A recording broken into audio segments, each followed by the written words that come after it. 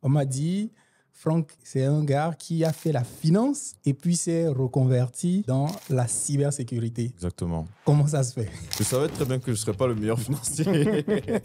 Tu avais le choix que tu laisses tomber parce que ça ne te passionnait pas. Effectivement. Je travaillais déjà depuis 3-4 ans. J'étais en cabinet de conseil chez Deloitte. Et donc à ce moment-là, je me dis non, je ne sens pas ce que je fais. Il faut que j'arrête et que je trouve ma voie. Et donc, il fallait que je trouve aussi le secteur où j'allais prétendre à être l'un des, sinon le meilleur. Moi, je ne travaille et je ne veux travailler qu'avec les meilleurs. D'abord, est-ce qu'il y a une place à prendre? Bien sûr qu'il y a une place à prendre. Aujourd'hui, dans le monde, il y a un besoin de 1 million d'emplois en cybersécurité à combler. Moi, je suis intéressé par la cybersécurité. Qu'est-ce qu'on fait? On se lance. Vision, plan, action. Si on ne se met pas dans l'état d'esprit de se dire qu'on veut réussir et qu'on veut arriver à nos objectifs, c'est compliqué. Depuis plusieurs années, on parle beaucoup d'entrepreneuriat des jeunes. Parfois, on le romantise un peu trop, à mon avis, parce qu'on ne dit pas aussi souvent qu'est-ce que ça implique vraiment en fait en réalité d'être entrepreneur. Je pense aussi qu'on vit dans une époque avec un peu une culture de l'instantanéité et du moment T. Parfois, il faut penser au temps long. Tu viens de parler d'un mot-clé, anticiper. Si on n'est que dans la réaction, en fait, on sera toujours en retard. Bonjour Franck. Bonjour Roland. Comment tu vas? Très bien, merci. Et toi-même? Ça va aussi. D'autant plus que c'est un réel plaisir pour moi de te recevoir sur ce podcast. Partagé. Et je vais rentrer dans le vif du sujet parce que quand j'ai atterri à Abidjan, je cherchais dans le cadre de mon podcast des gens à recevoir et tout. Et tout de suite, on m'a suggéré ton profil. On m'a suggéré ton profil. Et les raisons pour lesquelles on m'a suggéré ton profil m'ont tout de suite interpellé. D'accord. On m'a dit, Franck Kié, c'est un gars qui a fait la finance. C'est ça. Et puis s'est reconverti, s'est retrouvé dans la cybersécurité. Exactement. Comment ça se fait? Ça se fait d'une façon assez simple en réalité. Je ne vais pas revenir sur tout mon parcours, mais en réalité, j'ai de la chance, si tu veux, d'avoir un père qui est banquier, donc qui a fait de la finance. Et donc, quand j'ai mon baccalauréat, je me demande un peu qu'est-ce que je vais faire. Ce qui vient naturellement, c'est que je fasse une école de commerce, donc j'étudie de la finance. Et quand je finis mon bachelor, je souhaite quand même faire un master dans une spécialité ou dans un domaine qui m'intéresse le plus. Et donc moi, tout ce qui m'a vraiment toujours intéressé ou passionné, c'est les questions de sécurité, de relations internationales et de géopolitique de façon générale. Donc je fais un master en sécurité internationale, mais quand je commence à travailler, je commence dans un cabinet de conseil où je fais de la finance. Donc je fais pendant à peu près 3-4 ans, mais en fait, je me rends compte assez rapidement que j'aurais du mal en fait à évoluer et à m'épanouir dans ce secteur d'activité parce que ce n'est pas ce qui me passionne le plus. C'est qu'en fait, en réalité, je l'ai fait aussi beaucoup sur recommandation familiale, un peu pour suivre, on va dire, le parcours qu'on connaissait à mon père. Mais ce n'était pas ce qui me drivait et ce qui m'intéressait le plus. Et je me suis dit, si je veux arriver en fait au niveau d'excellence et atteindre un certain niveau, que ce soit en cabinet de conseil ou même autre, il faut quand même que je sois passionné et que je sois intéressé par ce que je fais, tu vois.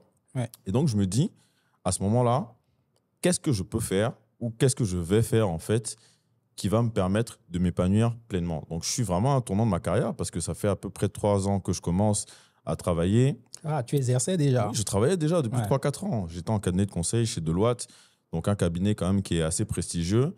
Et donc, à ce moment-là, je me dis non, je ne sens pas ce que je fais, il faut que j'arrête et que je trouve ma voie. Donc, je commence à regarder, je réfléchis, je me dis, bon, qu'est-ce que je peux faire mais si j'ai étudié la sécurité internationale et que c'est quelque chose qui m'intéresse, bah, autant travailler dedans, en fait, en réalité.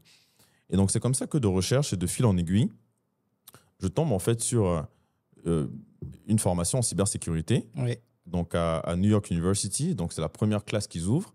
Et donc, je me dis, mais par rapport aux enjeux que c'est de la sécurité. C'est vrai que je n'ai pas le volet cyber ou IT, mais ça peut être intéressant parce que je vois déjà, en fait, à ce moment-là, le potentiel et l'impact que ça peut avoir sur plusieurs années. Ce qu'il faut savoir aussi, c'est que, en général, je suis une personne qui aime aller aussi dans des sentiers qui ne sont pas encore très explorés. Très exploré. Voilà, donc je voyais aussi cette vision, cet impact-là, de me dire qu'en fait, j'avais la possibilité aussi d'être un pionnier, en fait, dans ce domaine-là, en Afrique. Tu l'es. Bon, je ne sais pas si ça m'a jugé, mais en tout cas, je me disais que c'était quelque chose de très intéressant et de très challengeant.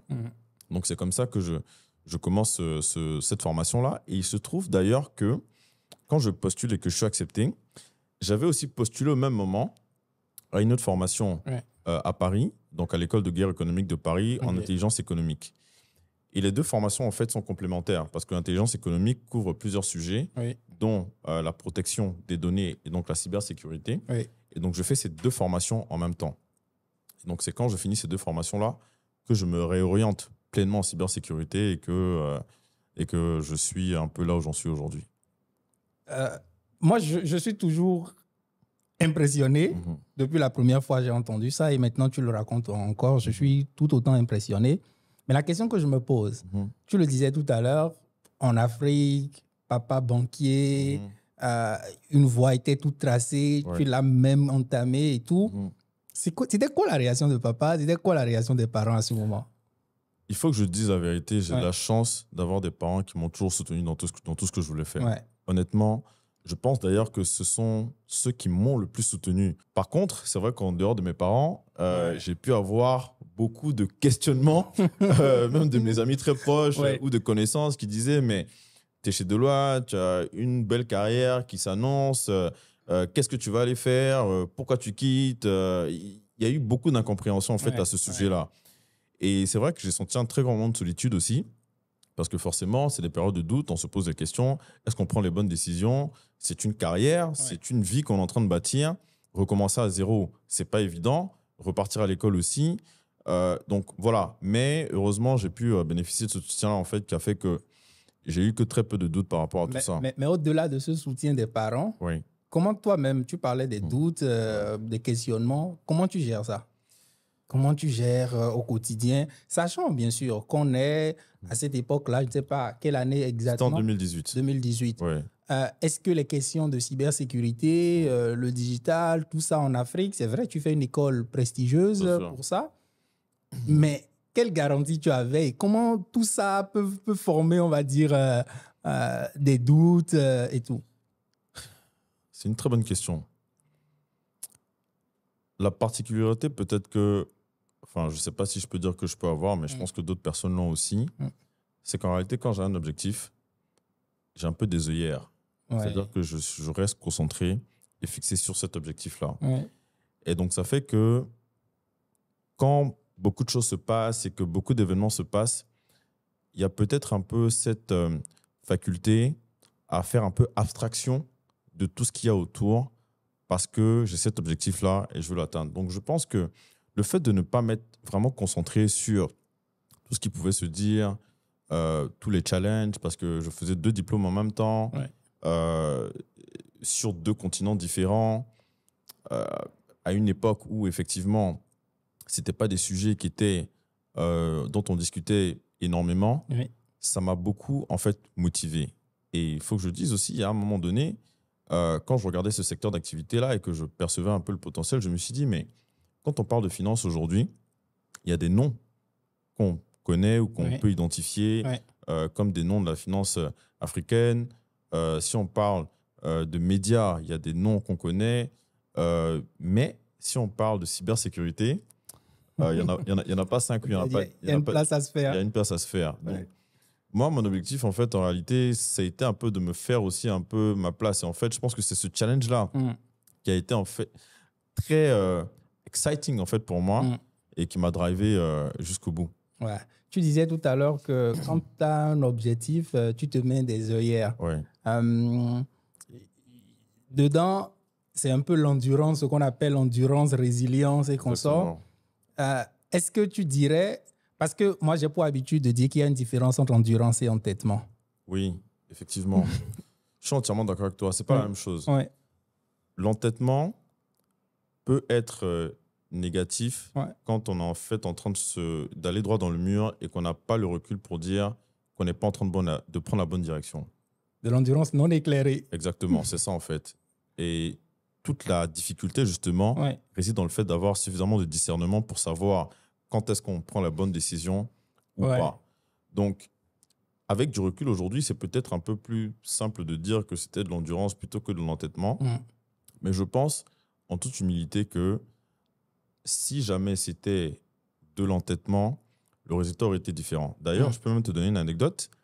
C'est que quand je finis mes études et que je commence à travailler, donc je travaille dans un cabinet à Paris, c'est là que je lance CyberOps Make Africa Safe, donc, qui est le premier portail d'actualité cybersécurité, qui en fait découle d'un projet universitaire sur lequel je travaillais déjà quand j'ai repris mes études. Exactement. Et une fois que je lance ça rapidement, pour moi, l'objectif, dès le départ, ou du moins très rapidement, c'est de faire un événement. Donc là, je te parle de janvier 2020. Et donc, quand je lance l'événement, pour moi, l'objectif, c'est de faire l'événement fin avril 2020 à Abidjan. Alors que je suis à Paris, donc j'essaie de piloter ça à distance. Je monte une équipe assez rapidement. Et puis, en février 2020, on sait tout ce qui se passe, Covid, mars, confinement dans le monde entier. Et là, tout part un peu à l'eau. Parce que l'objectif, c'était de monter l'événement pour pouvoir ensuite alimenter le média, la plateforme et tout le reste. Et là, je ne peux plus faire d'événements. Donc, il faut que je me réinvente. Il faut que je réinvente le modèle. Et donc, c'est là qu'on décide de faire plutôt le focus sur la plateforme, d'en faire un vrai média, de créer du vrai contenu qui permettra justement ensuite de pouvoir relancer l'événement plus tard. Donc,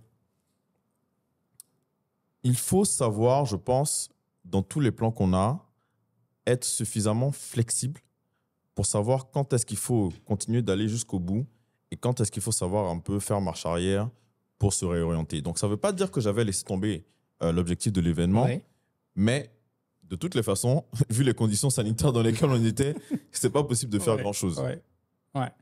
Non, je suis entièrement d'accord avec toi. Et il y a, tu dois peut-être le connaître, il y a une assertion ou une phrase, une tactique plutôt, de Sun Tzu qui dit qu'il ne faut pas donner aux gens... En fait, quand on résume ça, on veut l'adapter à notre vie, il faut souvent éviter des plans B.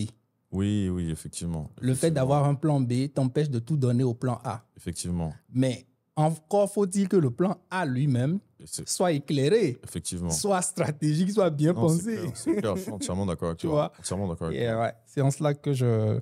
Alors, toi, tu as un boulot, Deloitte quand même, tout le monde connaît et tout, ça ne doit pas être un petit poste, voilà. Donc, en tout cas, Deloitte.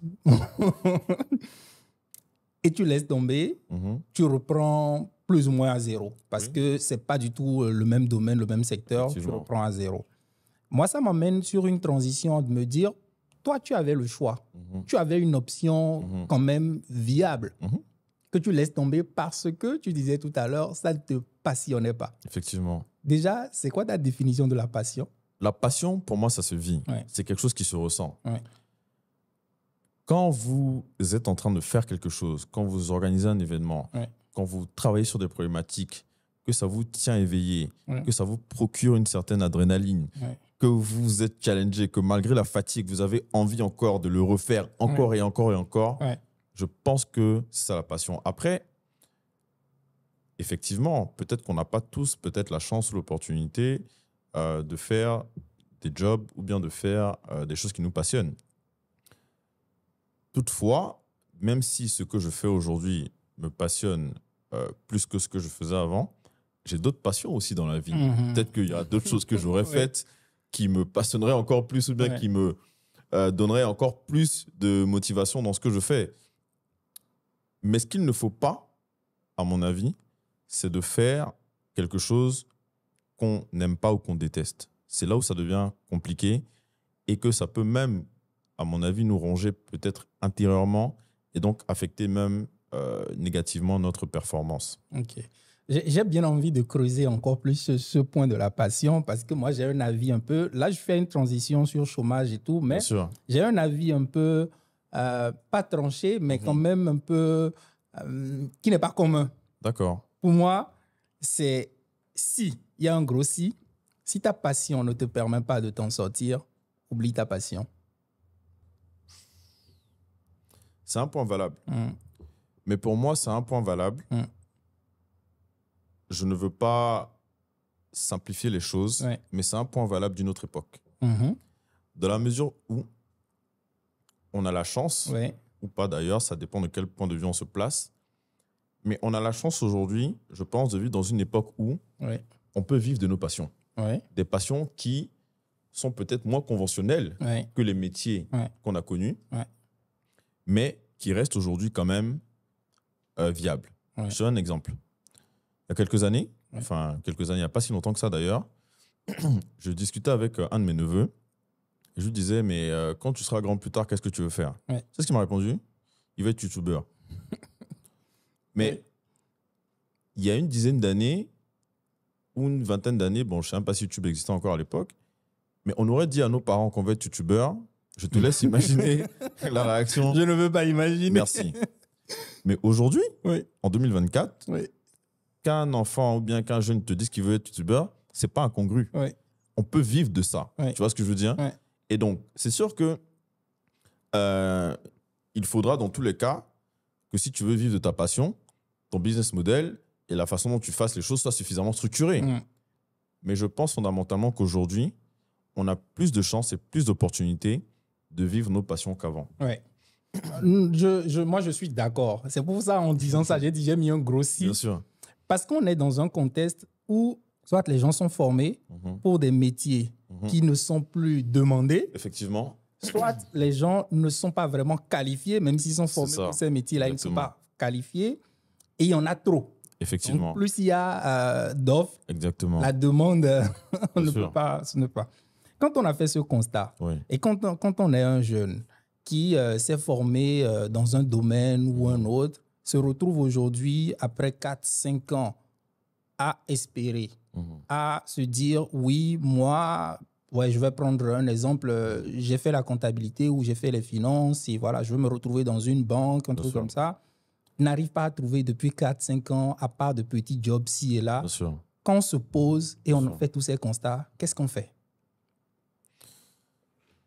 C'est une excellente question. Je pense déjà que quand on est dans cette position-là, on est dans une position assez difficile parce que on n'a plus vraiment le choix par rapport aux opportunités qu'on a.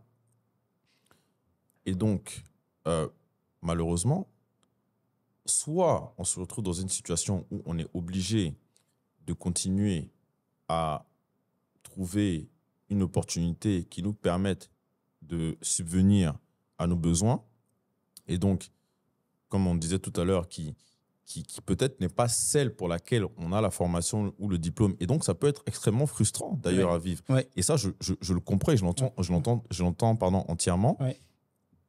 Soit on se trouve en fait à la situation où on se dit qu'on est obligé, d'une certaine façon, de se réinventer et donc d'essayer de trouver une opportunité qui nous permettra de pouvoir faire face à nos charges quotidiennes. Je pense aussi foncièrement que si on prend l'exemple de la Côte d'Ivoire, par exemple, on est un pays francophone où je pense que la mentalité entrepreneuriale peut-être était ou bien a été un peu moins développée ou encouragée peut-être que dans le monde anglo-saxon. Néanmoins, il faut le dire, depuis plusieurs années, on parle beaucoup d'entrepreneuriat des jeunes. Et peut-être même que parfois, on le romantise un peu trop, à mon avis, parce qu'on ne dit pas aussi souvent qu'est-ce que ça implique vraiment, en fait, en réalité, d'être entrepreneur. Aujourd'hui, je le suis par la force des choses. Et je peux te dire que c'est pas facile. C'est même très difficile. C'est très difficile. Je pense que tu le sais. Et donc, malheureusement, je pense qu'il faut se mettre aussi dans cette vision-là, de se dire que, comme je disais tout à l'heure, on a l'opportunité aujourd'hui d'être dans un monde où on a accès à Internet, on a accès à des ressources numériques en ligne qui, parfois, sont gratuites et donc peuvent nous permettre de pouvoir aussi avoir un accès à l'information qui nous permettra de développer une solution ou bien de trouver une opportunité qui nous permettra de pouvoir nous en sortir et de pouvoir réussir. Ouais. Je pense que un peu, c'est ce que j'essayais de dire tout à l'heure en me disant, oui, le gars, il a toujours été passionné par la finance. Bien sûr. Travailler dans la finance. Toi, ce n'était pas ton cas. Tu as fait le chemin, tu t'es réadapté. Oui. Mais quelqu'un qui est passionné par la finance, lui, il a fait ses études en Bien finance. sûr. Et il se retrouve à un carrefour. Je ne veux même pas parler de celui qui a une option. Bien Mais il sûr. se retrouve à un carrefour où il n'a pas d'option. Est-ce qu'à ce moment-là, il doit oublier cette passion pour la finance ou qu'est-ce qu'il fait? Je ne pense pas. Ok. Je vais te donner un exemple. Ouais. Tu sais, parfois, il faut penser au temps long. Ouais. Je pense aussi qu'on vit dans une époque avec un peu une culture de l'instantanéité Oui. et du moment T. Oui. On prend des photos de façon instantanée, on les poste. Instagram. On fait des snaps, Oui. on fait des screenshots. Oui. Bim, on les partage. Mais je vais te donner un exemple. Ce que je ne t'ai pas dit, par exemple, tout à l'heure, c'est que moi, une de mes grandes passions, c'est la musique. Oh. Bon, malheureusement, je suis très mauvais chanteur. C'est pas grave.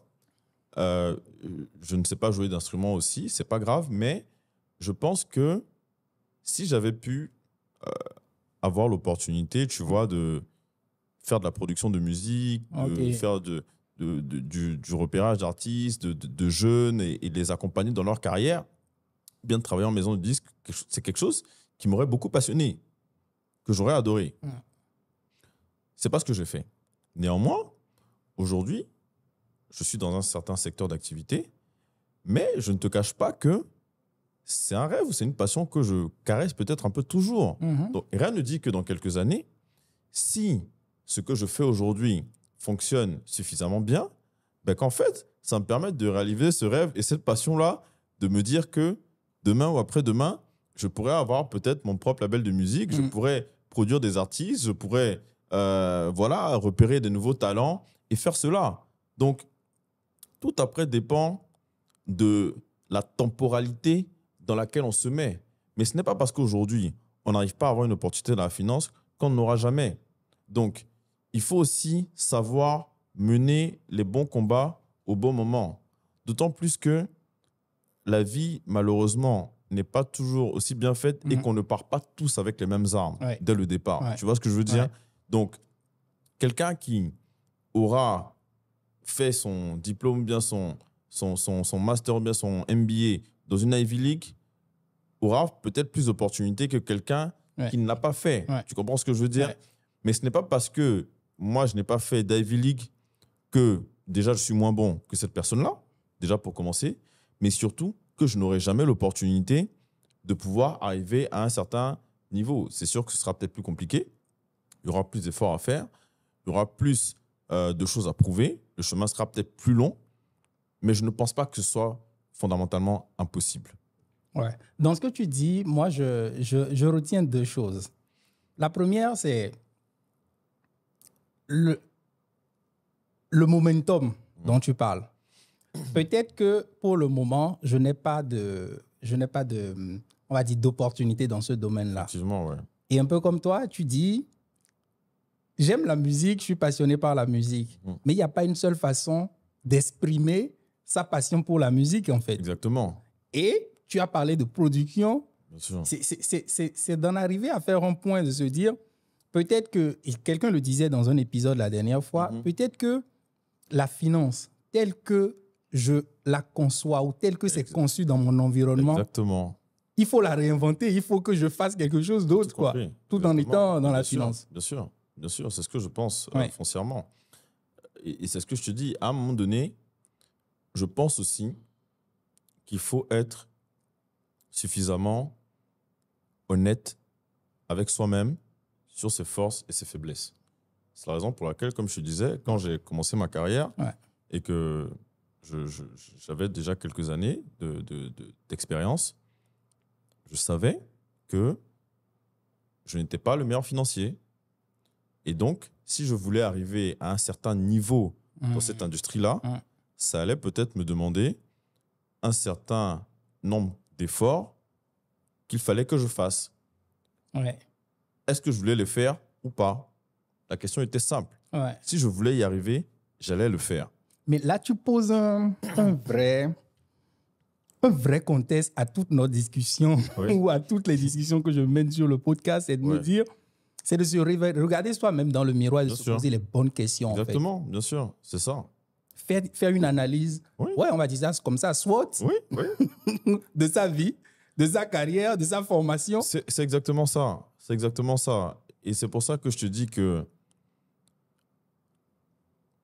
comment dire, des podcasts comme le tien sont une très belle opportunité. Je pense que c'est très important. Parce que ça permet justement à d'autres personnes peut-être de s'inspirer de l'expérience d'une personne ou d'une autre. Néanmoins, je pense que chaque personne et chaque expérience est unique.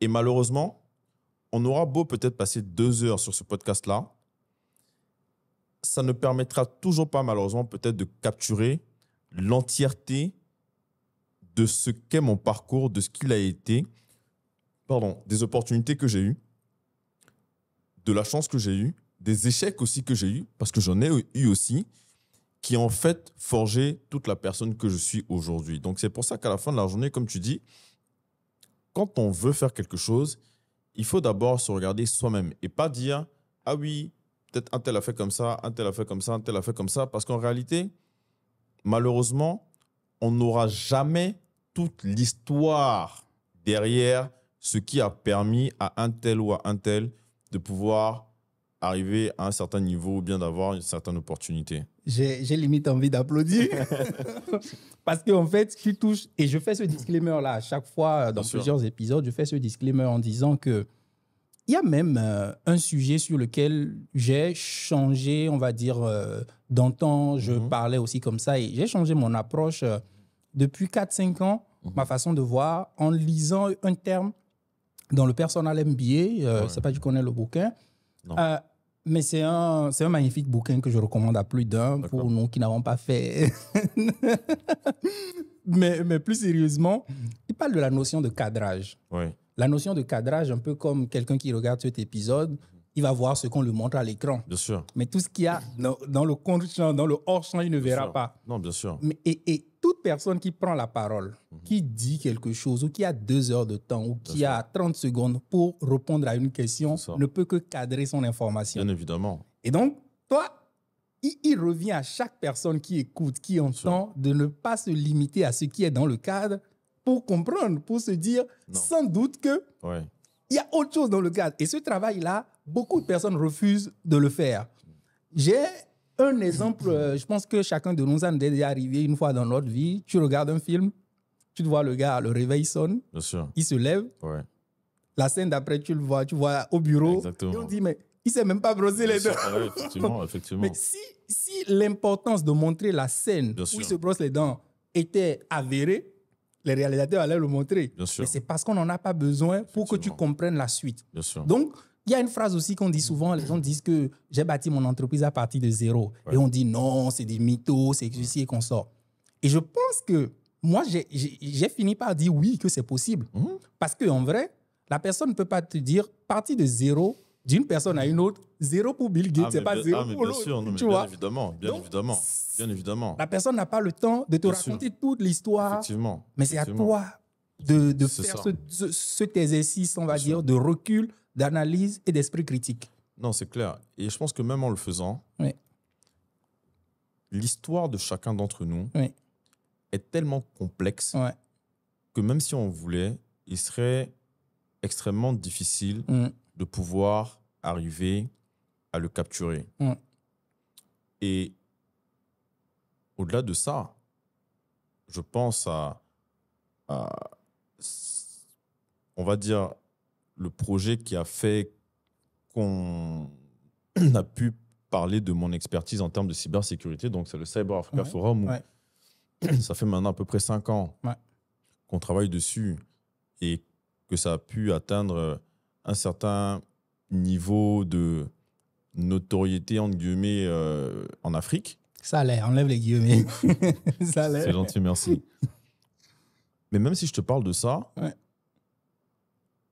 je ne pourrais même pas parler de toutes les personnes, en fait, qui sont avec moi, qui jour et nuit travaillent sur ça et sont dessus et qui mériteraient peut-être autant que moi d'être assises ici.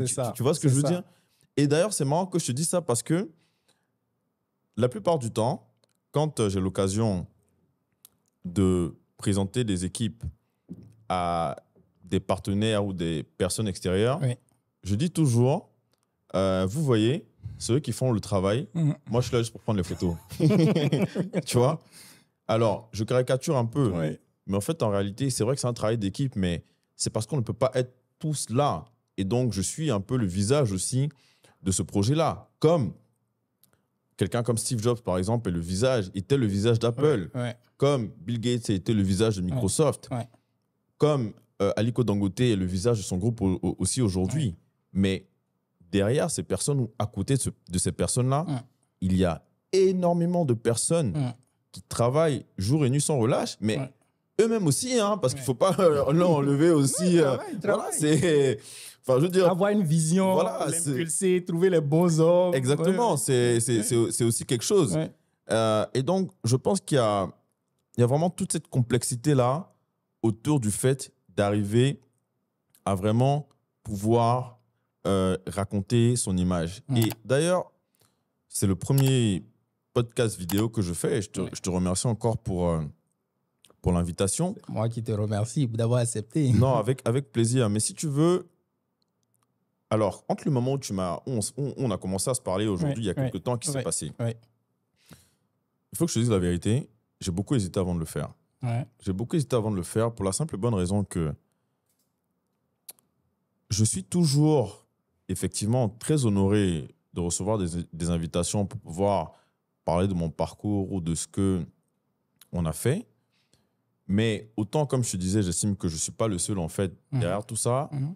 J'ai toujours beaucoup de mal, en fait, en réalité, à pouvoir parler soit de moi ou bien de mes projets, parce que j'estime déjà que je ne suis pas encore au niveau, tu vois, auquel je souhaiterais être. Donc, je ne sais pas si c'est la réelle définition du syndrome de l'imposteur. Mais surtout, en général, quand on vient parler de nos projets, on ne parle que du positif, en fait, en réalité. Mais est-ce que les personnes qui nous regardent ou bien les personnes qui nous écoutent savent en fait réellement qu'est-ce que ça a coûté ou les sacrifices que ça a demandé pour pouvoir arriver, entre guillemets, à ce stade? Non, pas vraiment. Et comme c'est toujours une partie qui est un peu moins attrayante et que j'ai toujours un peu de mal aussi, tu vois, à pouvoir... expliquer ou bien exprimer ça. Un peu pudique. Exactement. Je me dis qu'en fait, je ne suis pas dans la position de venir raconter ou dire que voilà, ça se passe comme ci, comme ça. Tu vois, il y a toujours beaucoup de pudeur, c'est le mot, je pense, autour de tout ce qui a été fait, quoique étant très honoré et fier aussi de ce que les équipes et moi avons pu humblement faire. Mais il y a toujours cette question de se dire, est-ce que je peux vraiment en fait venir m'asseoir là, tu vois, pour venir parler de ça? Parce que voilà, je pense qu'il y a pas mal d'autres aussi belles initiatives de personnes qui se font, qui sont là et voilà, il y a toujours cette question-là. Moi, je comprends entièrement. Et je me dis surtout que c'est le fait de ne pas d'avoir cette pudeur-là, d'avoir cette retenue-là, qui n'est pas mauvais en soi, tu vois. C'est aussi l'éducation dans laquelle on a tous grandi, surtout africaine et consorts et tout. Mais quand on n'a pas de rôle modèle proche de nous, c'est vrai que la notion de rôle modèle, c'est trop grand, c'est un costume grand, endossé. Je l'entends, je comprends dans ce que tu dis. Mais il faut avouer que même si on a envie d'aller à un point Z et qu'on est à un point H, il faut se retourner et dire qu'on a fait du chemin, même s'il reste beaucoup de points devant. C'est sûr. Donc, il y a d'autres personnes, ce n'est pas une comparaison dans la vie, mais c'est un fait. Il y a d'autres personnes qui ne sont pas encore à ce point H-là. Qu'est-ce qu'on peut faire aujourd'hui et maintenant pour Ouais, en toute honnêteté, en toute transparence, partager les hauts et les bas pour permettre à d'autres personnes de s'identifier. Et moi, j'estime que c'est le manque de rôle modèle qui fait, ou que les rôles modèles ne sont que dans certains secteurs, qui fait que, moi, je n'ai vu qu'un oncle docteur, je n'ai vu qu'un oncle médecin, médecin, docteur, comptable et consort. Tout le monde veut être comptable. Donc, après, il y a un embouteillage sur ce domaine-là. Et donc, ça ramène à ce qu'on disait tout à l'heure. Ouais. Le but n'est pas de dire aux gens, allons tous faire comme Franck, allons faire la cybersécurité. Même si on va revenir dessus tout à l'heure. Mais c'est de dire, est-ce que quand je me pose et que je comprends le modus operandi par lequel Franck a pu faire cette transition, cette reconversion, je m'analyse, je vois mes points forts et mes points faibles. Est-ce que je peux faire la même chose ailleurs? Effectivement. Est-ce que moi, passionné par la musique, je peux rentrer dans une école de musique? Je suis entièrement d'accord avec toi et je pense qu'on ne devrait, entre guillemets, ne le percevoir. Alors, c'est un peu réducteur, mais que dans cet angle-là. Tu vois ce que je veux dire? En tout cas, à mon niveau. Parce que, bon, j'estime qu'à d'autres niveaux où il y a une certaine réussite, et expertise, expérience professionnelle qui est déjà reconnue et démontrée, je ne dis pas qu'on ne va pas y arriver, les choses sont peut-être différentes. Mais en tout cas, moi, ce qui me concerne, si j'accepte de le faire aussi aujourd'hui, c'est parce que je me dis effectivement que d'autres personnes peuvent se poser des questions sur la reconversion professionnelle. Et c'est quelque chose que j'ai vécu avec son lot, comme je te disais, de doutes, de questionnements, de challenges. Et donc, si mon expérience peut aider d'autres personnes à franchir le pas, oui, naturellement, effectivement. Tout à l'heure, tu disais, quand on parlait, on va dire, de reconversion ou de trouver des solutions alternatives à sa formation, tu as nommé l'entrepreneuriat. Donc, voilà, il faut que des gens se lancent. C'est vrai, on est d'accord que tout le monde ne peut pas entreprendre, mais c'est une voie, c'est une piste très claire, parce que j'aime à dire que nous sommes plutôt chanceux d'avoir plus de problèmes à résoudre que les autres, en fait. Non, c'est clair. Donc, il faudrait en profiter. Mais il n'en demeure pas moins vrai qu'à la fin de la journée, tout le monde ne veut pas ou ne peut pas être entrepreneur. Et même si tout le monde le voulait, il a besoin de collaborateurs. C'est ce que j'allais dire. Voilà. Quand on dit ça, est-ce qu'il y a d'autres pistes selon toi pour quelqu'un qui est dos au mur aujourd'hui à part l'entrepreneuriat? Si ce n'est pas l'entrepreneuriat, c'est la reconversion. Je pense que la reconversion, c'est de se dire, est-ce qu'aujourd'hui, la formation que j'ai, ou bien le domaine d'activité dans lequel je veux me lancer, est en adéquation avec les besoins du marché. Je pense qu'il faut, comme je te disais aussi tout à l'heure, être assez lucide ou assez honnête sur ses forces et ses faiblesses à soi-même, sur l'environnement dans lequel on est. Je te donne l'exemple de la cybersécurité. Aujourd'hui, c'est vrai qu'en Afrique, on a pu avoir, à travers les différentes initiatives qu'on a faites, avoir un certain impact.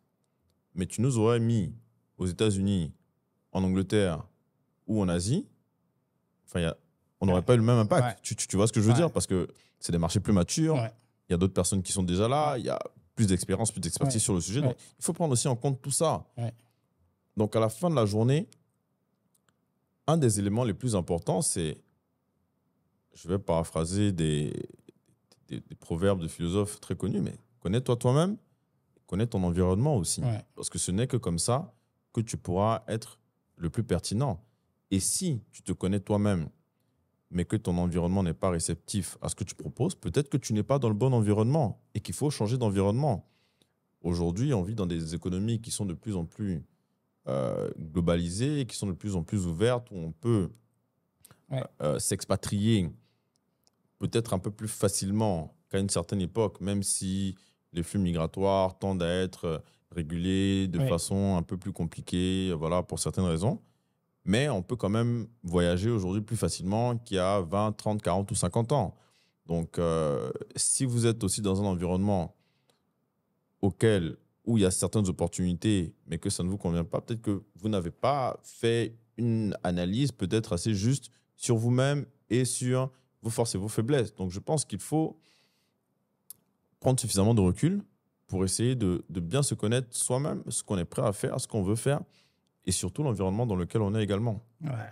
Je vais revenir sur quelque chose qu'on a dit tout à l'heure. C'est quand on regarde, on va dire, les opportunités d'emploi, de travail, comme un marché, comme tout autre, je pense que la réflexion devient un peu plus simple. Bien sûr, effectivement. C'est de l'offre et de la demande. C'est ça.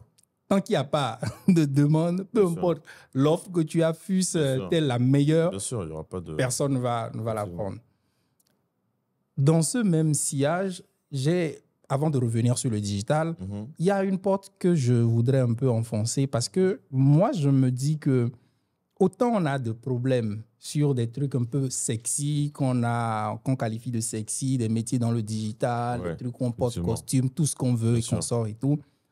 Mais il y a d'autres métiers qui sont sur nos territoires, dans lesquels il y a énormément d'opportunités, énormément de demandes. Bien sûr. Par le fait des choses, par le fait de l'éducation que nous avons reçue, on les identifie comme étant des sous-métiers.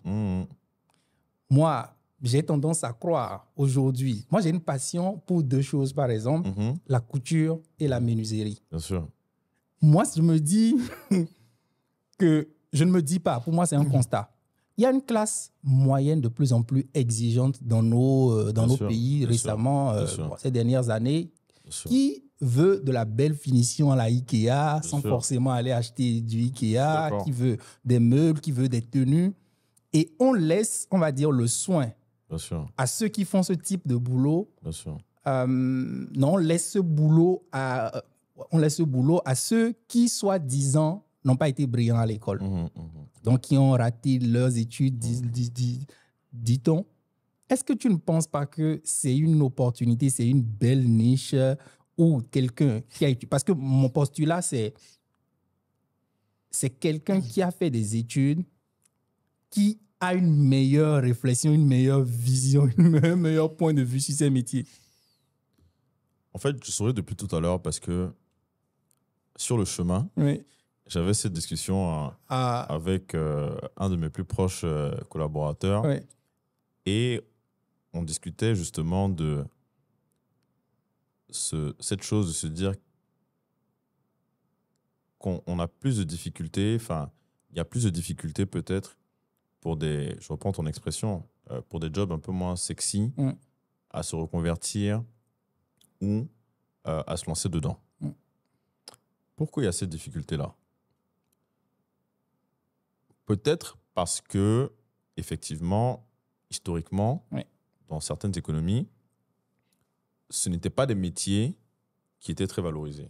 Donc, c'est vrai que il fut un temps, c'était peut-être plus prestigieux de dire qu'on avait un travail au plateau, voilà, on est en costume, tout ça, plutôt que d'être artisan ou d'être menuisier. Donc, peut-être qu'il y a une construction sociale aussi autour de la perception des métiers, peut-être à déconstruire aussi de façon générale pour dire que en réalité, il n'y a pas de sous-métier en fait, en réalité. Première chose. La deuxième chose, c'est que tout dépend aussi peut-être de l'environnement dans lequel on a grandi et de la façon dont on voit les choses. Tout à l'heure, on parlait de mon père qui est banquier, mais une des premières choses que mon père m'a dites, et peut-être même qui a guidé ma reconversion, il m'a toujours dit, à mes frères et moi d'ailleurs, vous pouvez faire tout ce que vous voulez dans la vie, à partir du moment où vous êtes les meilleurs dans ce que vous faites. Riche. Si vous voulez être le meilleur chef, si vous voulez être chef, soyez chef, mais soyez le meilleur chef. Si vous voulez être pilote automobile, soyez pilote automobile, mais soyez le meilleur pilote. Et moi, je ferai tout ce que je peux pour vous accompagner, pour vous guider dans ce que vous êtes. C'est pour ça que je te disais tout à l'heure que je savais très bien que je ne serais pas le meilleur financier. Parce que lui, il était très bon déjà, tu vois. Il est très bon déjà. Donc, si je devais battre ce monsieur-là, ça va être compliqué. Et donc, il fallait que je trouve aussi le secteur où j'allais prétendre à être l'un des, sinon le meilleur. Et aussi, je pense quand même qu'on vit, et je reprends l'exemple que je te disais tout à l'heure par rapport à YouTubeurs et à l'époque dans laquelle on vit, qu'on est quand même dans une époque où il y a un certain changement sur la perception de la façon dont on fait les choses. Aujourd'hui, tu parlais du fait de faire de la couture, de faire de la menuiserie. On vit dans une époque où on essaie de promouvoir de plus en plus le Made in Africa, comment dire, l'artisanat africain, le luxe africain. Donc, il y a aussi une évolution des mentalités, de la perception des choses. Aujourd'hui, je pense que on sera moins mal perçu qu'à quelques années si on a un jeune qui dit à ses parents ou à sa famille qu'on veut faire un métier moins traditionnel que ce qu'on voulait faire avant. Parce qu'aussi, comme tu disais tout à l'heure, il y a eu certains rôles modèles. C'est ça. Il y a eu des grands chefs cuisiniers africains qui ont eu des étoiles Michelin. Quand on voit Maurice Sacco aujourd'hui, on se dit, ah ouais, on peut arriver à ce niveau-là parce qu'on voit tout ce que ça a découlé pour Maurice.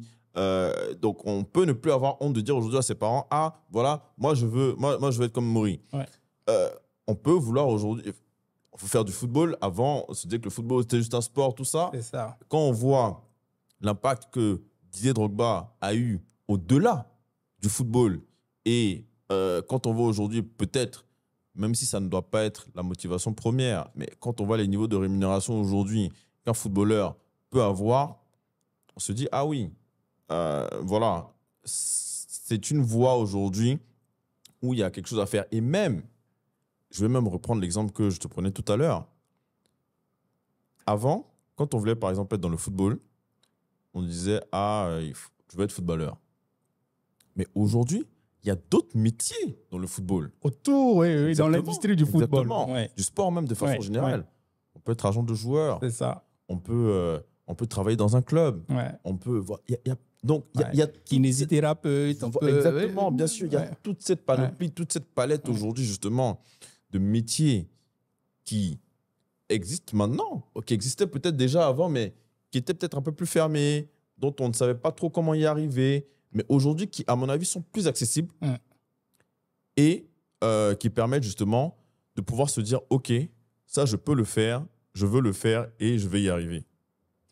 Donc, ça revient en résumé à toujours faire le point, faire l'analyse de qui on est, de ce qu'on a envie de faire, ce qu'on est prêt à sacrifier ou à pas sacrifier. J'aime pas ce terme-là en termes de quête. On ne sacrifie pas quand on va vers une quête éclairée. D'accord, c'est plutôt ce qu'on est prêt à... le prix à payer, en fait. Voilà, c'est pas un sacrifice, c'est un investissement. C'est ça, investir, ouais. Donc, quand on a fait tout ça et qu'on se dit, par exemple, que moi, je suis intéressé par la cybersécurité, qu'est-ce qu'on fait?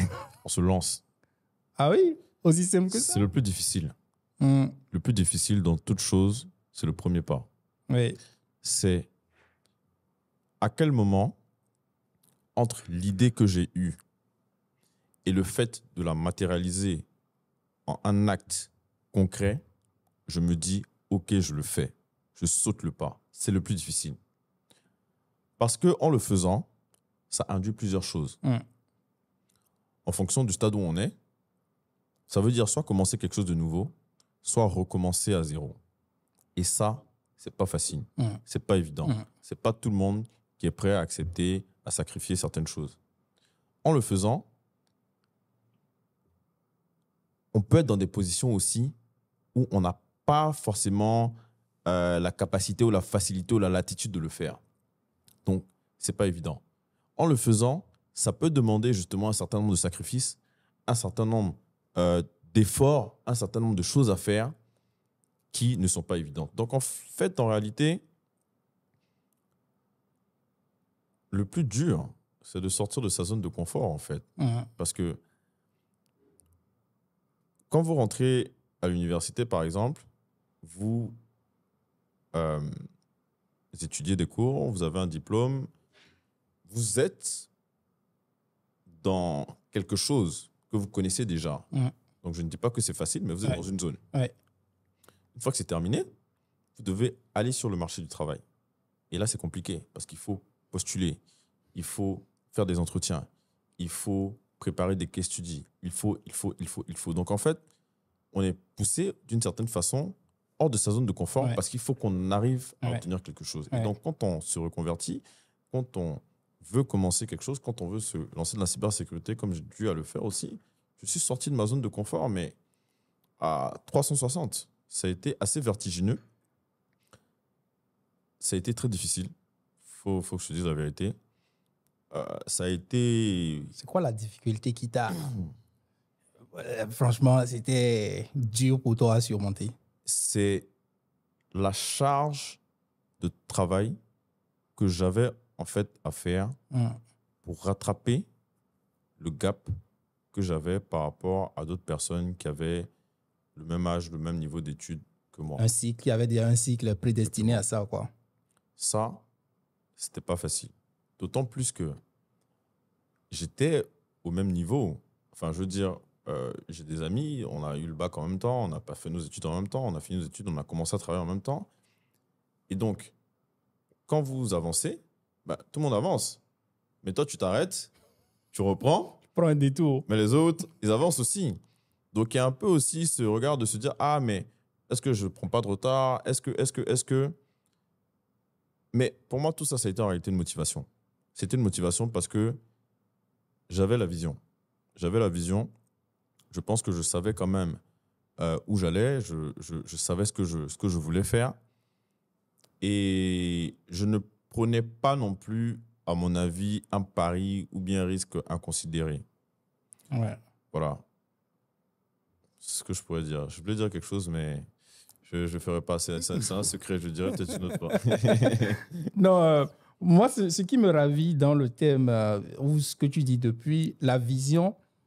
Mais quand tu as la vision, j'aime à dire, je ne sais plus si je l'ai entendu ou lu quelque part, qu'un rêve ou une quête sans stratégie de mise en œuvre, c'est une hallucination. Non, mais c'est clair.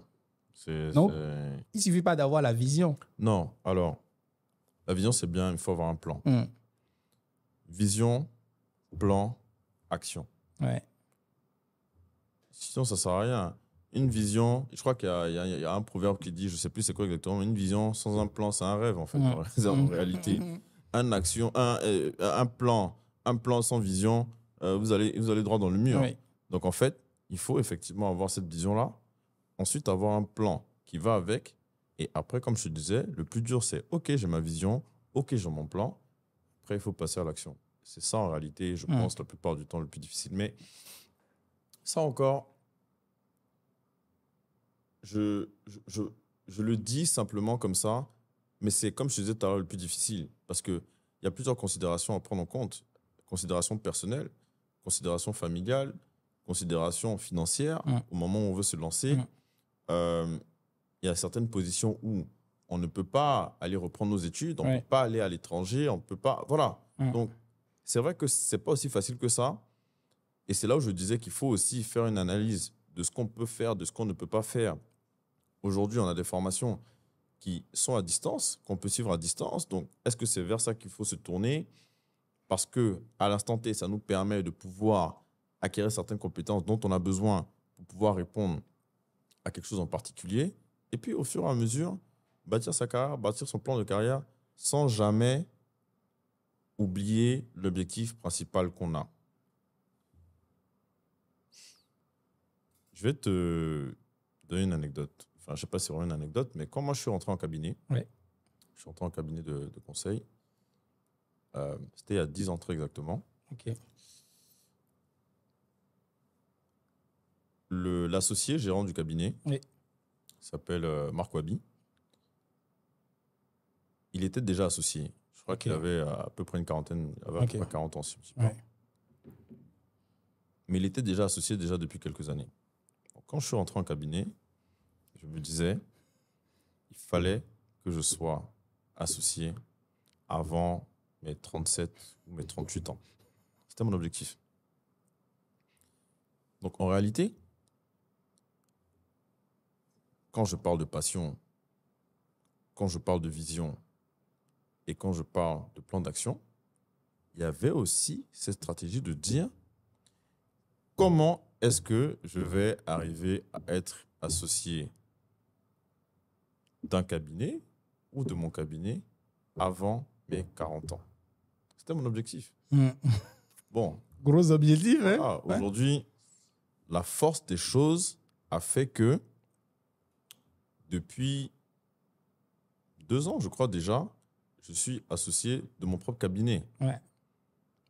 Mais ça, c'est parce que j'ai peut-être su identifier assez rapidement que si je restais dans une certaine ligne, je n'aurais pas pu arriver associé dans cette branche-là.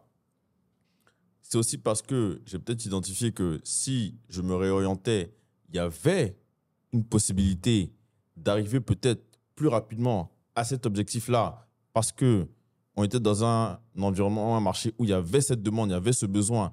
Et donc, si j'avais les bonnes compétences, que j'avais l'expérience et aussi le relationnel, ça pouvait me permettre d'aller très rapidement vers ce sujet-là.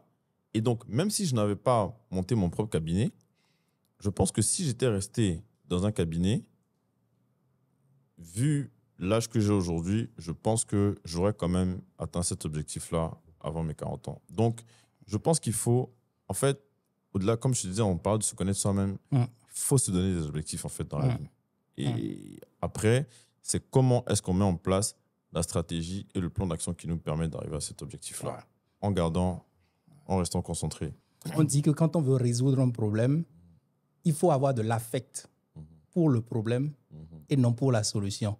C'est ça, on dit basiquement que 1000 chemins mènent à Rome. Okay, quand tu as de l'affect pour le problème, tu sais que tu peux passer par 1001 solutions pour le résoudre. Bien sûr. Mais quand tu as de l'affect pour la solution, c'est là où on confond endurance et entêtement. Exactement. Ouais. C'est ça. Là, on a dit qu'on veut faire... on est dans le digital, on veut faire la cybersécurité, mais c'est vaste, c'est grand, c'est énorme le domaine de la cybersécurité. Si quelqu'un qui s'intéresse aujourd'hui, d'abord, est-ce qu'il y a une place à prendre? Bien sûr. Bien sûr qu'il y a une place à prendre. C'est quoi l'étendue de la place à prendre? L'étendue de la place à prendre, c'est qu'aujourd'hui, dans le monde, il y a un besoin de 1 million d'emplois en cybersécurité à combler. Dans le monde. Dans le monde. Et c'est ça, j'aime. Tout à l'heure, tu le disais, j'allais revenir dessus, mais j'ai oublié. Nous sommes dans un monde globalisé. Exactement. Où on peut, depuis son quartier, sa maison à Bobo, travailler pour une entreprise qui est à Washington, quoi. Mais bien évidemment. Aujourd'hui, moi, je connais des personnes qui vivent en Côte d'Ivoire, travaillent en remote pour des entreprises aux États-Unis ou en Europe. Sans compte guillemets, ça ne pose de problème. Donc, le marché de l'emploi, en fait, aujourd'hui, ne se limite plus à notre quartier, à notre commune, à notre ville ou à la zone géographique dans laquelle on se situe. Mais en fait, il devient globalisé, mondialisé. D'ailleurs, la problématique qu'on a aujourd'hui, elle est laquelle? Elle est que quand on a des talents ou des personnes qui sont extrêmement formées aujourd'hui sur le marché, elles se font débaucher par des entreprises de pays nord-africains, européens ou américains parce que c'est, entre guillemets, plus abordable pour eux de recruter des profils ici et de les faire partir plutôt que de recruter sur place. Donc aujourd'hui, la place, elle est là. Le marché, il est là. Il est là. Et je pense qu'il y a un vrai gap et besoin à combler. Mais au-delà des aspects, définir, se connaître soi-même, connaître son plan d'action et qu'on sort, quand on veut se lancer aujourd'hui, qu'est-ce que tu conseillerais en termes de, on va dire, 3 premières choses à faire? Même si ce n'est pas 3, qu'est-ce qu'il faut faire? Non, mais déjà, il faut se documenter. Il faut savoir ce qu'on veut faire dans la cybersécurité. Moi, par exemple, je n'ai pas fait de la cybersécurité, comment dire, je n'ai pas fait, entre guillemets, n'importe quoi de la cybersécurité. Je travaillais dans un cabinet de conseil et quand je me suis réorienté, je savais que le volet technique n'était pas mon élément le plus fort. Mais il y avait également dans la cybersécurité du conseil organisationnel, gouvernance, gestion de risque, conformité, où même si je n'avais pas cette expertise-là, donc il fallait que j'acquière cette expertise-là, j'avais déjà l'expertise de consultant. Donc, voilà, j'ai en fait transposé ou bien transvasé l'expertise que j'avais acquérie chez Deloitte pendant 4 ans. Je l'ai mixé à une compétence cybersécurité que j'ai appris. Et donc, ça m'a permis aujourd'hui de faire ma reconversion. Donc, ça, on l'a dit, il faut se documenter. Il faut se documenter, il faut savoir quelles sont les opportunités dans le domaine. Aujourd'hui, si vous êtes juriste, vous pouvez travailler dans la cybersécurité. Si vous êtes ingénieur, vous pouvez le faire. Même si vous faites de la communication, vous pouvez travailler dans la cybersécurité. Aujourd'hui, il y a de la communication, de la gestion de crise cyber. C'est un métier, ça s'apprend. Il y a des formations de plus en plus. Il y a aujourd'hui, dans les cabinets de conseil en communication européens, des pratiques dédiées à ce volet-là. Et si ça se fait là-bas, et qu'on a ces problèmes-là ici aussi, demain, ça se ferait ici aussi. Donc, il y a une niche à exploiter. Et donc, en attendant même que ça se fasse ici, il faut se former, il faut anticiper et peut-être être en train de travailler pour là-bas. Mais tu viens de parler d'un mot-clé, anticiper. Anticiper. Si on n'est que dans la réaction, ben en fait, on sera toujours en retard. On va toujours essayer de prendre le train en marche. Mais à un moment aussi, il faut être un peu dans l'anticipation. C'est quoi le coup d'après? Enfin, moi, en tout Amateur d'échecs? Malheureusement, pas encore. Pas encore, mais toujours, quel est le coup d'après? Si vous êtes dans le moment présent, il y a de fortes chances que vous soyez dépassé par vos adversaires qui, eux, déjà réfléchissent à comment est-ce qu'ils vont vous contrecarrer. Donc, en réalité, il faut continuellement être dans la planification du coup d'après. Alors, toi, aujourd'hui, c'est quoi ta vision pour tout ça? C'est quoi les next steps pour, je ne sais pas comment vous prononcez ça, c'est le CAF? Oui, le CAF. Le CAF, voilà, le CAF, ton entreprise et tout, l'environnement digital, le cybersécurité africain, c'est quoi les... Il y a beaucoup de choses à faire. Il y a beaucoup de choses à faire. Aujourd'hui, on est un cabinet de conseil, Cyberops Consulting, avec des expertises qu'on essaie de développer, avec des talents qu'on recrute, qu'on essaie de former. OK. Et donc, on forme oui, on forme aussi, on forme aussi des jeunes qui nous rejoignent à la sortie de l'université. OK. Donc, pour nous, le next step, c'est vraiment de continuer à nous ancrer comme le cabinet de conseil en cybersécurité de référence en Afrique. C'est ça la vision. Aujourd'hui, je suis en Côte d'Ivoire, mais je n'ai pas une vision ivoirienne ou même sous-régionale. Elle est panafricaine pour moi. Le deuxième volet, c'est aussi de continuer véritablement à être un acteur clé dans la mesure du possible de l'écosystème numérique à travers mon engagement dans d'autres initiatives. Je travaille aussi avec le groupe Kaidan sur une solution de data center modulaire qu'on propose en Côte d'Ivoire et même aussi ailleurs en Afrique. Et donc, c'est vraiment de continuer à développer cette vision panafricaine-là en étant un acteur clé de l'économie. Et puis, comme tu disais, il y a tout ce volet écosystème. Le Cyber Africa Forum. Aujourd'hui, on est en train de lancer un nouvel événement dans l'IA, donc l'Artificial Intelligence Forum for Africa, l'IFA. Il y a d'autres projets aussi sur lesquels on travaille. C'est le coup d'après. Toujours. Le coup d'après. Et donc, pour moi, tous les jours, il y a quelque chose de nouveau à faire. Parce que de façon intrinsèque aussi, dans mon parcours personnel et professionnel, j'apprends en tant qu'entrepreneur. Le fait de devenir entrepreneur, pour moi, ça a été une opportunité, il faut le dire.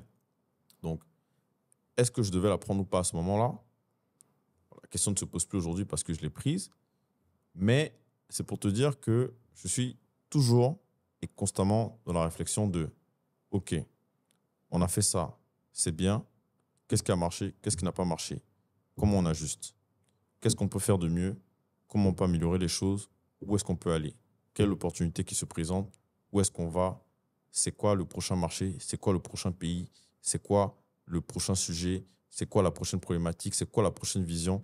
C'est qui le prochain talent? Constamment. Mon esprit et mon cerveau ne bouillonnent, entre guillemets, que de ça. Et c'est ce que je te disais, la passion, c'est de ça dont je te parlais, en fait. C'est peut-être que même si on n'aime peut-être pas quelque chose, c'est que ça nous challenge aussi intellectuellement. Et moi, aujourd'hui, dans ce que je fais, je suis challengé intellectuellement tous les jours. L'autre chance que j'ai aussi, c'est qu'au-delà de tout ça, je travaille aussi pour le groupe familial. Donc, le cabinet Cyberops Consulting fait partie du groupe familial, où on a plusieurs autres activités que je regarde plus ou moins de façon transversale, mais où j'ai heureusement l'opportunité de pouvoir aussi regarder ces sujets, de pouvoir intervenir dessus, de pouvoir donner mon avis. Et donc, tout ça, en fait, ce sont des choses Tu es nourri par tout ça. qui me drive de façon incroyable, en fait. Je n'ai pas de journée type. Je n'ai pas de journée type, je n'ai pas de sujet type. Ce matin, je peux te parler de cyber. L'après-midi, je regarde, comme je disais, data center. Demain, on est en train de parler d'un événement.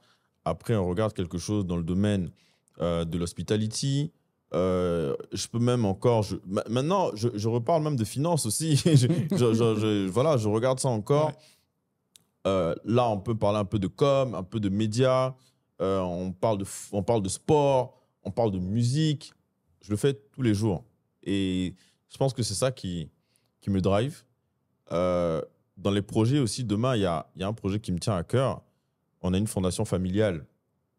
Mais je suis en train de lancer aussi ma propre fondation dans le domaine de l'employabilité et du numérique pour répondre à ce dont on parlait. Parce que c'est important pour moi, comme tu disais, de dire, OK, moi j'ai eu la chance, j'ai eu accès à certaines opportunités, à certaines choses. Comment est-ce qu'à mon humble et très petit niveau, je peux, un tant soit peu, favoriser le fait que certains jeunes qui sont peut-être plus méritants que moi, mais qui n'ont pas eu accès à certaines opportunités, de pouvoir y avoir accès, de pouvoir bénéficier de conseils, de pouvoir bénéficier de trucs.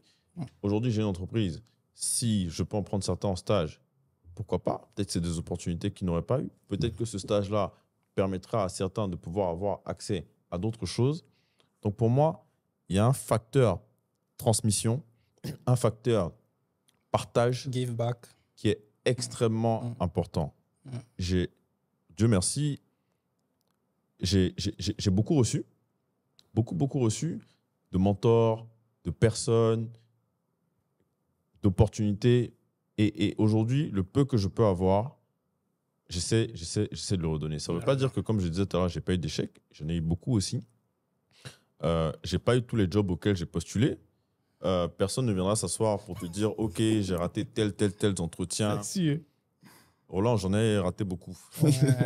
Mais ça n'a pas remis en question ce que je pensais de moi-même. Et en fait, au final, je me dis même peut-être Dieu merci que je n'ai pas eu certains jobs. Tu sais, donc quand je me réoriente en cybersécurité, je commence dans un cabinet à Paris. Et à peu près un an après, je suis shortlisté par un autre cabinet qui a une dimension d'envergure un peu plus importante, qui souhaite me recruter. Et pour moi, c'est vraiment une opportunité en or. Et j'avais l'impression, je te dis la vérité, j'avais l'impression de jouer ma vie sur ce truc-là. Je me disais, il faut que j'ai absolument ce truc-là. Si je n'ai pas ce truc-là, franchement, je pense que ce sera fini. Parce que je voyais déjà mon post LinkedIn, je voyais déjà le gars, j'étais déjà à un autre. Tu vois ce que je veux dire? Je voyais déjà le truc.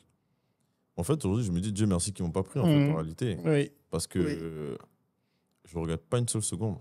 Pas une seule seconde. Donc après, en ayant dit tout ça, certains de nous sont croyants ou pas. Je ne juge pas, mais en tout cas, en ce qui me concerne, je pense qu'il y a un peu une dimension de foi aussi, de destin, de destinée qui joue. Je pense que chacun a sa route, chacun a son chemin. Il faut y croire aussi, il faut croire en soi.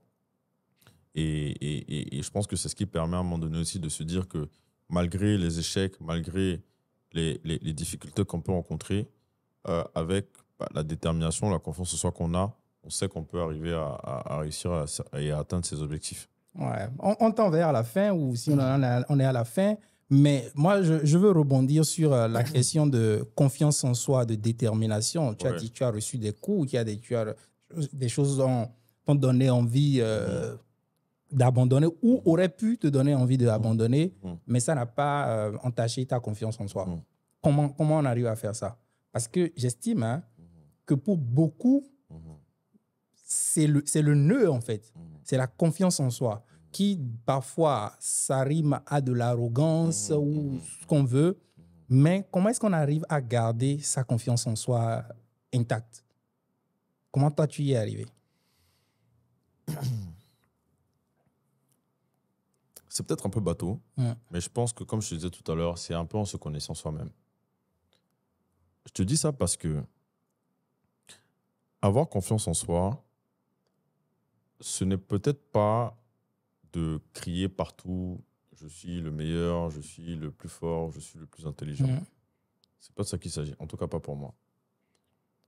Mais c'est de savoir que je sais qu'il y a certaines choses que je peux faire où je suis le meilleur.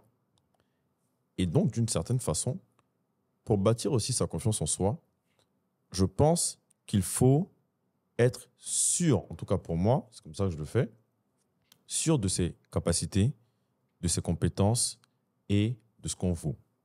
Ce qui veut dire que si demain, je vais face à une opportunité et que je sais que je ne suis pas le premier ou bien que je ne suis pas retenu pour cette opportunité-là, je ne vais pas me dire que ce n'est pas parce que je suis le meilleur. Moi, je sais que je suis le meilleur. C'est que peut-être les circonstances, la réponse peut-être que j'ai donnée ou d'autres éléments ont fait que ça n'a pas joué en ma faveur. Ouais. Mais quand on est conscient de ses capacités, de ce qu'on veut faire et de ce qu'on veut apporter, je pense que la vision et la façon de voir les choses est différente. Après, beaucoup de choses se passent dans la tête aussi. Hein. Ouais. C'est une question, je pense, de mindset. Ouais. C'est peut-être très simple et très facile à dire comme ça, mais je crois fondamentalement que quand on est conscient de ce qu'on veut devenir, de ce qu'on est aussi et de ce qu'on peut être en travaillant tous les jours pour pouvoir y arriver, c'est différent. Pourquoi est-ce que tu penses que quand il restait 5 secondes à un match de finale NBA, on passait la balle à Michael Jordan? Parce qu'on savait qu'il avait confiance en lui. Et que quand il allait prendre le shot, qu'il réussisse ou qu'il rate, ne définissait pas qui il était. Parce qu'avant ça, il avait passé je ne sais combien d'heures, de jours, de mois au gym à faire ce même shoot-là. Et donc, 8 fois sur 10, ça passait. Mais les 2 fois où ça ne passait pas, ça ne voulait pas dire que Michael Jordan n'était pas le meilleur. Mais ça pouvait arriver parce qu'on est des êtres humains, c'est la vie. On ne réussit pas tout. Les commentateurs le disent même, ça arrive même au meilleur. Ça arrive même au meilleur. C'est la preuve qu'il est un humain. Exactement.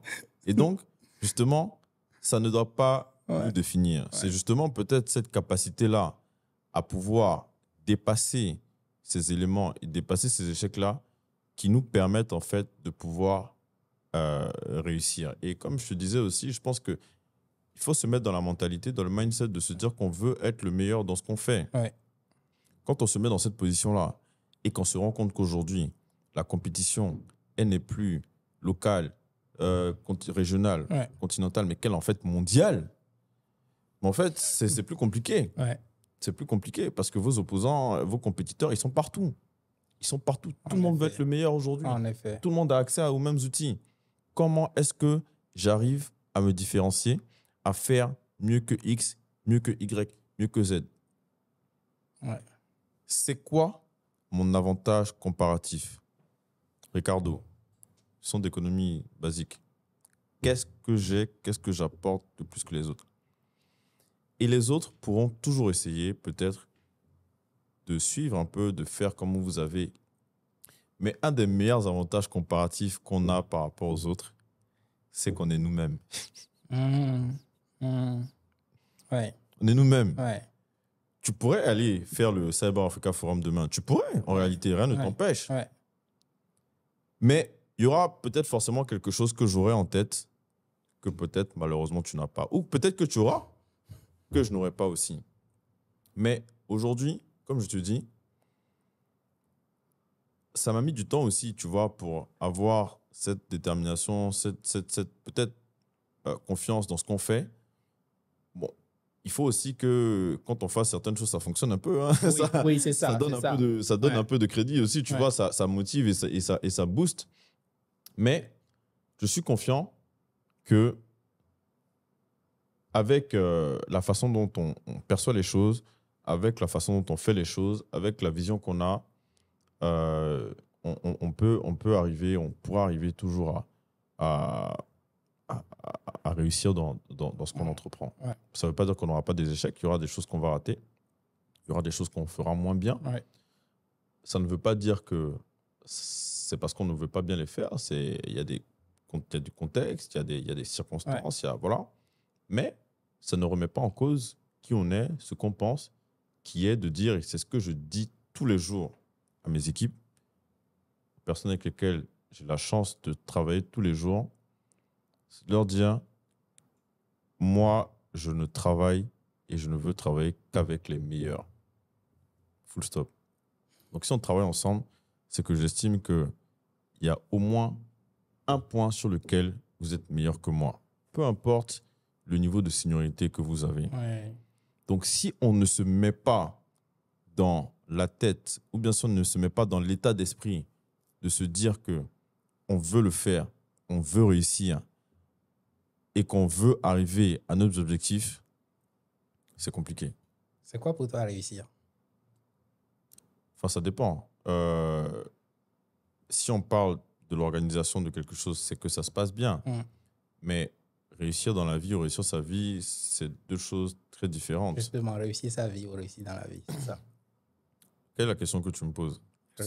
Réussir sa vie. Réussir sa vie. Oui. Réussir sa vie, Oui. c'est une vie où on est heureux. Et réussir dans la vie.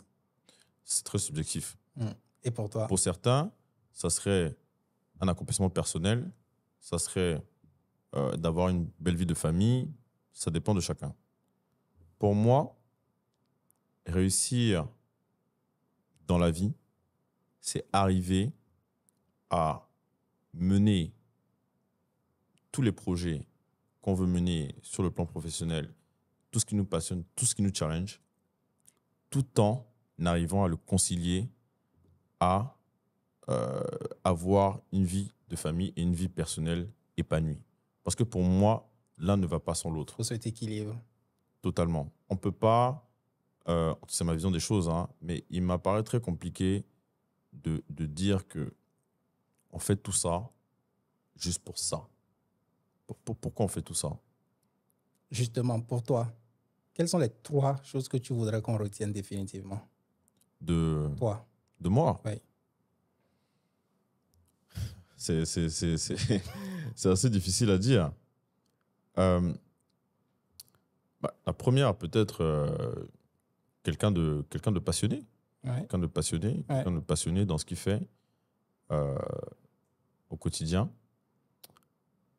Quelqu'un qui a pu, à un moment donné, avoir un impact. Ouais. J'aimerais que, dans quelques années, mon fils puisse dire ah, mon papa est quelqu'un qui a fait ça, qui a eu cet impact-là et qui a fait quelque chose. Ouais. Et puis surtout, une personne, même si ça ne se voit pas, mais qui aime profondément l'autre, qui aime profondément les gens. Parce que tout ce que je te dis, en fait, ce qui me drive et me challenge le plus, c'est que c'est une aventure humaine. Je ne le fais pas seul. Recruter, pour moi, c'est le plus difficile. Quand vous avez une équipe ou des personnes où ça fonctionne plus ou moins bien, rajouter quelqu'un d'autre dedans peut soit améliorer les choses, soit briser. Soit briser. Ouais. Et donc, si vous avez quelqu'un qui est tellement bon dans ce qu'il fait, mais qu'il va briser tout votre esprit d'équipe, c'est très compliqué. Mais si vous avez quelqu'un qui quand même a les compétences qu'il faut, moins peut-être que l'autre personne, mais apporte quelque chose à cette vision, à ce dynamisme, pour moi, ça fait absolument toute la différence. Et je pense que c'est ce plaisir justement à travailler avec les autres, parce qu'en réalité, on fait des métiers qui sont tellement exigeants, on passe 70-80% de notre temps au travail. Moi, je ne vais pas te dire combien d'heures je travaille par semaine, mais je passe quand même beaucoup de temps au bureau. Si je ne travaille pas avec des gens que j'aime, c'est un peu compliqué. Ça va être compliqué, oui. Et ça s'applique dans plusieurs choses. Ouais. Et donc, même ce projet de fondation-là, c'est parce que je trouve beaucoup de plaisir à avoir des échanges avec d'autres personnes qui sont plus jeunes que moi, qui ont peut-être parfois à peu près le même âge que moi, ou bien même des personnes qui sont plus âgées que moi. Et ça rejoint ce que je te disais, la valeur transmission, le partage, et surtout, je pense que ce qui fait que, excuse-moi, les choses fonctionnent, c'est toujours d'avoir cette empathie. On vit dans un monde qui est très difficile, où souvent on ne fait pas de place pour l'erreur, très difficile, on coupe, tu vois. On vit dans un monde très violent. On vit dans un monde très violent. Ouais. Et je pense que c'est ce côté humain qui manque un peu aussi, que j'essaye, à mon humble niveau, de cultiver au quotidien avec mes collaborateurs, dans la vie personnelle et autres. Et voilà, je pense que j'aimerais que ce soit ce qu'on retienne humblement de moi. Super. Là, j'ai envie de te laisser le mot de fin, te dire si tu as un mot à partager avec tous ces jeunes, toutes ces personnes qui ont envie, on va dire, de sortir, d'élargir leur zone de confort. C'est comme ça que je préfère le dire, moi. Et puis, de se lancer, voilà. Si tu as un mot à leur dire, peut-être face caméra ou sans toi aller. La seule chose que je pourrais dire et qui résume peut-être un peu nos échanges, c'est vraiment que chacun puisse se lancer, oser. Un des proverbes favoris que j'ai, c'est « qui ne tente rien n'a rien ». Et voilà, il faut tenter. Tenter. Tenter, ça ne veut pas dire qu'on va réussir directement. Il y aura des échecs, il y aura des difficultés. J'ai même beaucoup échoué dans la vie. Mais ça n'empêche pas que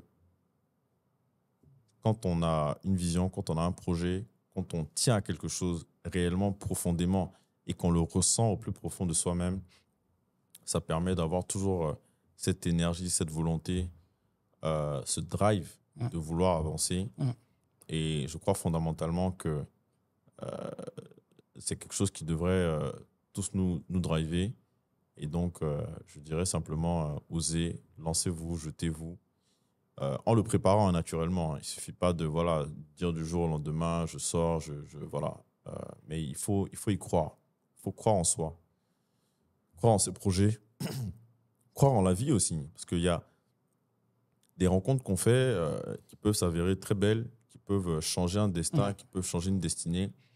Je pense, autant tout à l'heure je te parlais de destinée, autant je pense qu'il n'y a, entre guillemets, c'est peut-être un peu contradictoire, mais peut-être rien de prédestiné ou rien d'écrit à l'avance. Ou peut-être qu'en fait, c'est déjà écrit à l'avance, mais que ça se passe d'une façon où on pense que rien n'est écrit à l'avance. Ça, c'est un autre débat. Très philosophique, voilà. Mais je comprends. Mais voilà, je pense qu'on peut avoir tous les plans possibles, mais il faut y croire. Je pense que c'est sur ces mots qu'on va clore cet épisode. Et ce que moi, je retiens vraiment, c'est d'art to act, quoi. Exactement. Allez, salam et à bientôt dans un prochain épisode. Merci à toi. Merci, Roland. Ouais.